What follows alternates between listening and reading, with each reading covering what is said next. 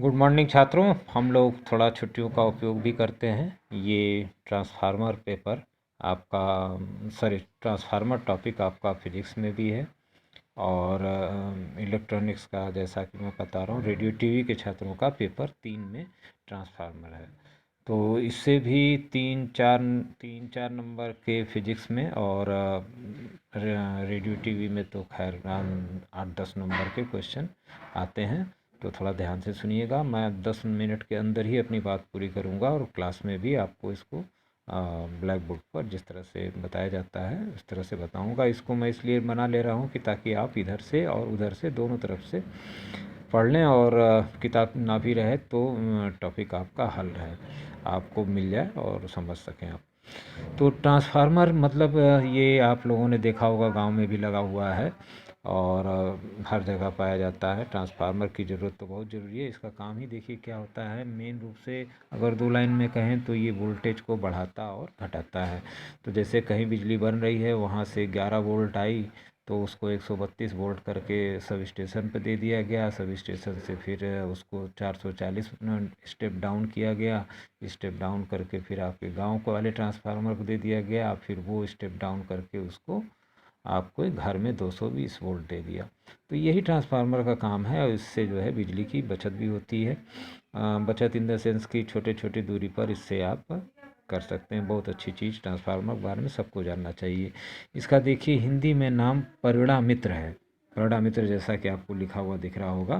तो ये अन्योन प्रेरण के सिद्धांत पे काम करता है। अन्योन प्रेरण मतलब होता है आपका, जैसे प्राइमरी कुंडली में अगर हम स्व प्रेरण में मैं आपको इसको बताऊंगा कि अगर आप किसी प्राइमरी कुंडली में धारा देते हैं 220 वोल्ट और 50 हर्ट्ज, तो सेकेंडरी कुंडली में उसके जो है धारा उत्पन्न हो जाती है, प्रेरित धारा, और इसे हम म्यूचुअल इंडक्टेंस कहते हैं। तो म्यूचुअल इंडक्टेंस के सिद्धांत पर यह काम करता है। 2 प्रकार का होता है, उच्चाई अपचाई, और इसमें कॉइल भी 2 प्रकार की, प्राइमरी और सेकेंडरी। और प्राइमरी केवल एक ही होगी, जबकि सेकेंडरी एक से ज़्यादा हो सकती है ट्रांसफार्मर में जैसी ज़रूरत पड़े। और इसकी संरचना भी आप देखें तो कच्चे लोहे की आयताकार जो है पत्तियां लेके उनको वार्निश करके, ताकि वो इंसुलेटेड हो जाए। आप ट्रांसफार्मर देखेंगे छोटा भी, आप अपने चार्जर का निकाल के देखिए तो उसमें भी आप उसको तोड़ के देखेंगे तो वार्निश से वो जोड़ा हुआ है। उसके बीच में जो है वार्निश करके उसको जोड़ दिया जाता है और उसमें एक तरफ जो है प्राथमिक कुंडली और दूसरी तरफ द्वितीय कुंडली जिसे हम बना लेते हैं। तो अब इसको दूसरे पेज में आप देखिए इसकी कार्यविधि किस तरह से है। ये देखिए इस तरह से इसको बना लिया जाता है। तो अब प्राथमिक ऊपर वीपी वोल्टेज हो गया, नीचे हो गया वीएस आपका ट्रांसफार्मर में। अब स्टेप अप ऊंचाई के लिए, स्टेप अप का मतलब होगा कि प्राइमरी में कम और द्वितीयक में ज़्यादा। स्टेप अप करिएगा तो मतलब सेकेंडरी कुंडली में फेरों की संख्या ज़्यादा मानिए और प्राइमरी में कम, ये रूल है। और स्टेप डाउन करिए तो डाउन का मतलब कि सेकेंडरी में कुंडलियों की फेरों की संख्या कम और प्राथमिक में ज़्यादा। तो अपचाई कह लीजिए या स्टेप डाउन कह लीजिए।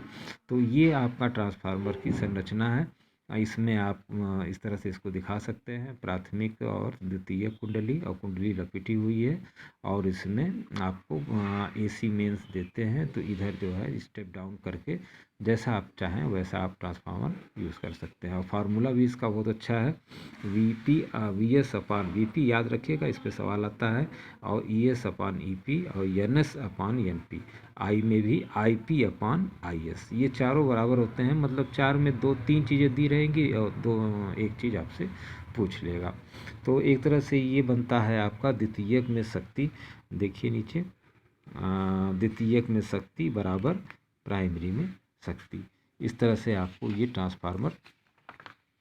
अब इसके लाभ क्या हैं, और अगर आप लाभ देखें तो ट्रांसफार्मर के लाभ बहुत हैं कि विद्युत ऊर्जा का स्थानांतरण एक स्थान से दूसरे स्थान तक किया जा सकता है। यह एक स्थैतिक उदाहरण है। इसमें टूट फूट भी कम होती है और रख रखाव में अधिक ध्यान की आवश्यकता नहीं होती है। ये इसके लाभ हैं और इसमें हानियाँ भी हैं। कुछ तो, लेकिन बहुत कम है। और इसका अगर आप वर्गीकरण कर दें तो कोर के आधार पर कर दें तो आउटपुट मतलब जैसा चाहिए आपको आउटपुट के आधार पर भी होता है, कार्य के आधार पर होता है, फेज के आधार पर सिंगल फेज का, 3 फेज का ट्रांसफार्मर होता है, पावर रेटिंग के आधार पर ट्रांसफार्मर होता है। तो ये आपका ट्रांसफार्मर इस तरह के होते हैं। मैं एक क्लास में इसको और भी डिटेल करूँगा। और जैसा कि बैटरी एलिमिनेटर का जो ट्रांसफार्मर होता है उसको ईएसटी ट्रांसफार्मर भी कहते हैं, क्योंकि वह जो है बैटरी लिमिटर में आपके यूज़ होता है। तो कार्य के आधार पर भी आप इसका वर्गीकरण करते हैं। तो बैटरी देखिए, बैटरी एलिमिनेटर ट्रांसफार्मर यह भी मेन सप्लाई 220 या 30 वोल्ट जो भी लेके उसको 6 वोल्ट तक ले जाता है, करता है। तो ये ड्राइवर ट्रांसफार्मर होता है। इसमें देखिए सॉरी ऑटो ट्रांसफार्मर, यहाँ पर देखिए ऑटो ट्रांसफार्मर में प्राइमरी एक कुंडली है और मतलब सॉरी मेंस अथवा पावर ट्रांसफार्मर में प्राइमरी एक कुंडली है और सेकेंडरी में कई कुंडलियाँ हैं। तो प्राइमरी में हमेशा एक कुंडली रहेगी और सेकेंडरी में कई हो सकती हैं। ट्रांसफार्मर कार्य के आधार पे auto transformer, battery eliminator transformer जिसको ईएसटी ट्रांसफार्मर, एक नंबर का सवाल।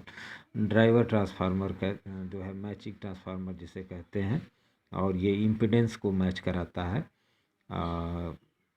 इस तरह से आप सवाल भी देखिए तो वही आपको इस तरह से है। सॉरी, अभी फार्मूला एन एस बराबर एन पी बटा ई पी बराबर ई एस बटा, मतलब सब सेम है। आई पी का बस उल्टा है, I P upon I S, याद रखने के लिए। और दक्षता ट्रांसफार्मर की एन अपान पी आउटपुट अपान पी इनपुट गुणे 100 कर दीजिएगा और ट्रांसफार्मर की दक्षता आ जाएगी।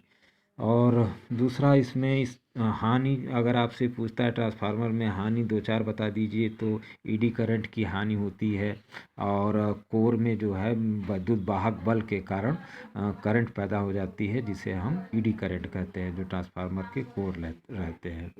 और नो लोड पर ट्रांसफार्मर से आप क्या समझते हैं, लोड पर ट्रांसफार्मर से आप क्या समझते हैं? तो बड़ी सीधी सी बात है कि सेकेंडरी वाइंडिंग्स आप नो लोड में ओपन रहेगा तो वो ट्रांसफार्मर नो लोड कहलाएगा, और जिसमें सेकेंडरी वाइंडिंग में लोड रहेगा, चाहे बल्ब भी एक रहे तो उसे हम, या मोबाइल ही एक रहे तो उसे हम लोड या नो लोड ट्रांसफार्मर आप समझा लेंगे।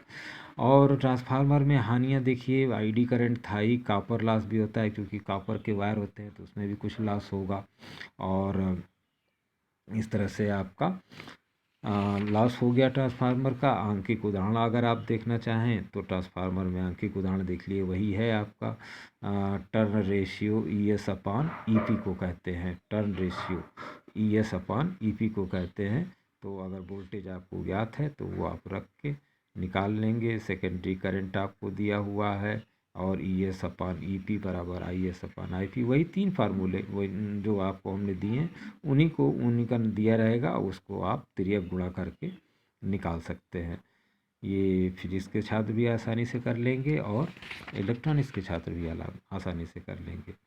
यहाँ भी सवाल देखिए उसी तरह से है आपका, वही we S upon V P I P upon I S, यही मान रख के और तिर्यक गुणा कर लेना है। एम्पियर में आपका उत्तर आ जाएगा जो पूछा है। तो दूसरा भी सवाल आपका इस तरह से है, इसका भी आप स्क्रीनशॉट ले सकते हैं। साथ में इसमें अभ्यासी क्वेश्चन में आप अगर देखें तो बहुत ही छोटे छोटे हैं। ये ट्रांसफार्मर में ज़रूर पूछे जाते हैं 1 नंबर 2 नंबर, क्योंकि ट्रांसफार्मर आपके काम आने वाली चीज़ है मोबाइल से लेके गांव में, तो इस पर सवाल ज़रूर रहेगा। तो ट्रांसफार्मर किस सिद्धांत पर काम करता है? म्यूचुअल इंडक्शन पर काम करता है। इसके इंडक्टेंस की इकाई क्या है? हेनरी है। एडी करंट किस में होता है? ट्रांसफार्मर कोर में होता है। तो 1 नंबर के सवाल तो इस तरह से रहेंगे ही रहेंगे, और गैप खाली स्थान भरने को रह सकता है, सत्य असत्य रहने को रह सकता है। और 2 नंबर के जो है लघुत्तरीय प्रश्न आपको ज़रूर रहेंगे, 2-4 नंबर के, जिसमें आपको 5 लाइन 10 लाइन वर्णन करना होगा। यहाँ तक तो मैं आपको बताता ही आ रहा हूँ, 94 से आज तक इस तरह के सवाल आते हैं हमारे इसमें।